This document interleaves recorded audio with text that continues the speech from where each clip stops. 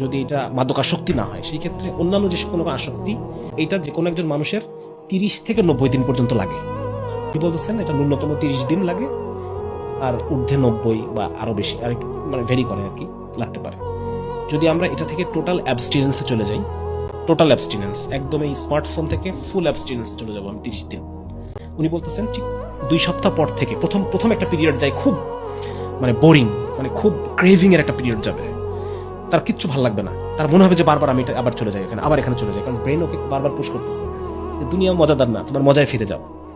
তো এই পিরিয়ডটা যদি কেউ দাঁতে দাঁত চেপে কাভার করতে পারে, উনি বলছেন 14 দিন পর থেকে তার নতুন সার্কিট তৈরি হওয়া শুরু হবে।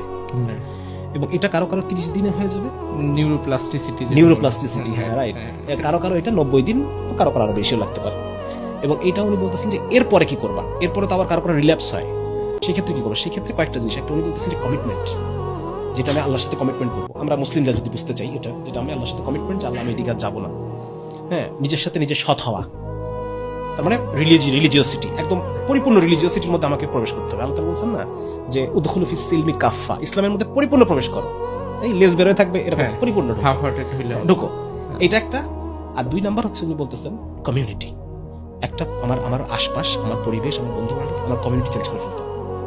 দুটো জিনিস, তাহলে একটা জিনিস আমরা জানলাম যে টোটাল অ্যাবস্টিনেন্স, 2 নাম্বার হচ্ছে টোটাল রিলিজিয়াস কমিটমেন্ট, 3 নাম্বার হচ্ছে এনভায়রনমেন্ট বা কমিউনিটি বা সারাউন্ডিংস। এই 3টা জিনিস দিয়ে আমরা আবার আমাদের এই সাইকেলটাকে ভাঙতে পারবো।